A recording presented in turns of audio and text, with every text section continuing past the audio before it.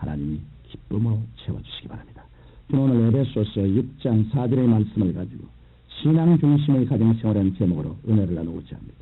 교육심리학자들은 사람의 인격 형성은 1살에서 6살에 이미 그 기초가 거의 완성된다고 말하고 있습니다.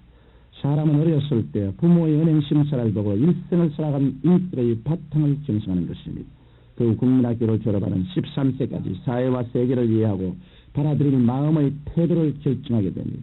그러므로 사람은 13세 정도에는 이미 평생을 부정적으로 살 것이냐 아니면 긍정적이고 창조적으로 살 것이냐는 마음의 태도가 결정되는 것입니다.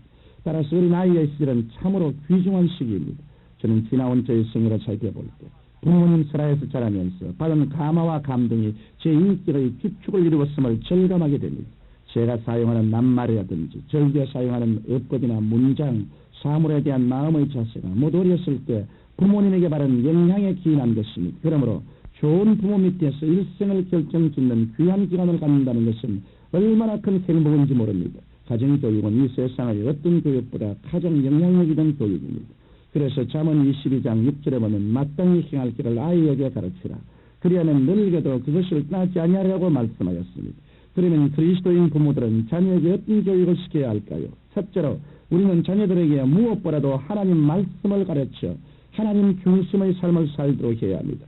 예수님께서는 만일 사람이 온 천하를 얻고도 제 목숨을 잃으면 무엇이 유익하리요? 사람이 무엇을 주고 제 목숨을 다우겠냐고 말씀하셨습니다. 인간에게 있어서 가장 중요한 것은 영원 구원입니다. 이 세상의 부귀, 영화, 공명을 다 누린다 할지라도 인생의 수명은 70이요 강건하면 80입니다. 그 후에는 심판이 있습니다. 만일 우리가 자녀들에게 하나님께서 예비하신 영원한 천국에 대해 올바르게 가르치지 못하므로 자녀들이 영원히 멸망받을 자리에 들어간다면 우리의 교육은 실패한 교육이 되고 마는 것입니다. 우리는 먼저 그의 나라와 그 의를 구하는 생활을 할 수 있도록 자녀들을 교육시켜야 합니다. 이것이 자녀들에게 있어서 가장 큰 자산이요 축복이 된 것입니다. 그러기 위해서 우리는 자녀들이 원하든 원치 않든 간에 인격의 형성기, 삶의 좌표가 설정되는 그 기간에 있는 자녀들에게 하나님의 말씀을 부지런히 가르쳐야 합니다. 아무리 단단한 바위라도 낙수물이 계속 떨어지면 결국 바위에 구멍이 나고 맙니다. 이처럼 우리의 끊임없는 성경교육은 결국 자녀의 마음을 변화시키고 마는 것입니다. 저는 자랄 때 아버님으로부터 많은 교훈을 들었습니다. 아버님께서는 매일 저녁 식사만 끝나면 우리 형제들을 불러 모아놓고 난 다음에는 인생에 대한 여러 가지 교훈을 들려주셨습니다. 어찌나 많이 아버님의 교훈을 들었든지 아버님께서 우리 형제들을 부르시는 소리만 들으면 우리는 아버님께서 무슨 말씀을 하실지 대강 알 정도였었습니다.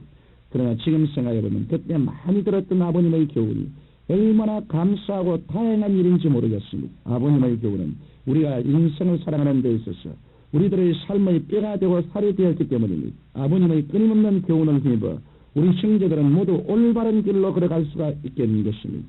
옛날 아버님께서 그렇게 하셨고 저도 제 아들들을 불러놓고 성경 말씀으로 교훈을 합니다. 그럴 때 제가 아이들의 얼굴을 보면 짜증스러운 기색이 역력합니다. 얘들아 예배드리자라고 하면 아이들이 서로 실증을 내는 표정을 짓습니다. 그러나 저는 아이들을 불러놓고 이렇게 말합니다. 내 말이 너희들에게는 잔소리처럼 들릴지 모르지만 그러나 앞으로 너희들이 인생을 살아가는 데 있어서 삶의 귀중한 활력소가 될 테니 잘 들어주라. 그러면서 저는 아이들에게 성경을 통하여 끊임없이 생명의 교훈을 합니다. 그 때문에 저희 아들 셋 중 한 명도 나쁜 길을 걷지 않고 잘 자라고 있습니다. 우리가 자녀에게 어릴 때부터 계속 진리를 가르치면 그 가르침이 자녀들의 인격 형성에 큰 기반이 되기 때문에 자녀들은 별 도리 없이 다른 길로 가지 않는 것입니다. 둘째로 우리는 가정의 분위기를 통해 자녀들을 교육시켜야 합니다. 여러분 가정의 분위기가 얼마나 중요한지 아십니까? 가정이 항상 술 취한 채 밤늦게 들어와 아내를 때리고 자녀들에게 고함 지른다거나 혹은 도박이나 하고 상스러운 소리 나고 음란하고 방탕한 생활을 한다면 아무리 자녀에게 말로 교육을 시켜도 소용이 없게 됩니다. 이소부에 보면 개 이야기가 나옵니다. 아비 개가 새끼 개들을 모아놓고 앞으로 가타니까 새끼 개들이 전부 옆으로만 갑니다. 아비 개가 아무리 야단을 쳐도 새끼 개들은 옆으로만 갔습니다. 나중에 하도 안 되니까 새끼 개들이 아비 개에게 그러면 시범을 보여달라고 했습니다. 그러자 아비 개가 시범을 보여줬는데 아비 개도 옆으로 기어가더라는 이야기입니다.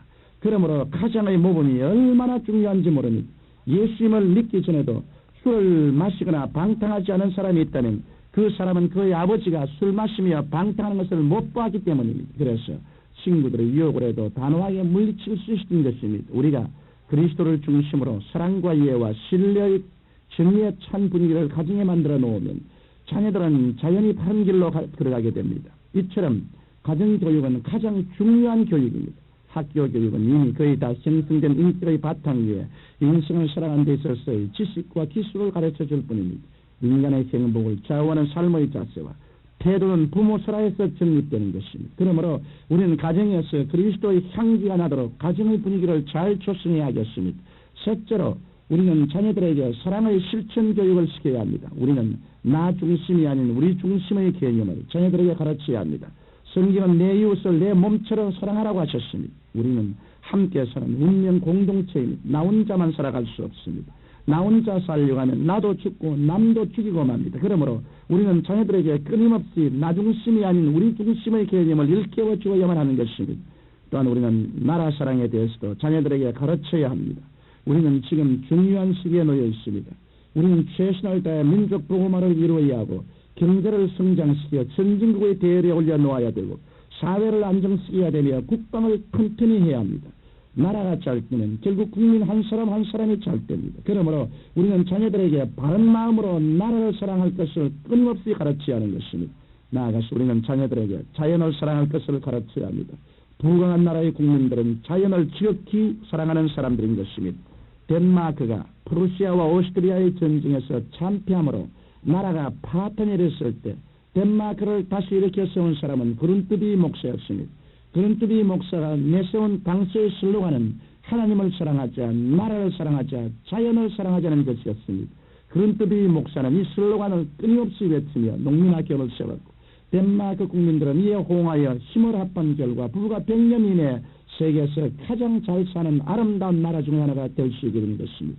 우리도 이처럼 우리 자녀들에게 그리스도인으로서 사랑을 실천할 것을 끊임없이 가르칠 때 우리나라도 어느 나라 못지않은 부강한 나라가 되고 기필코 잘 살게 되고 말 것입니다.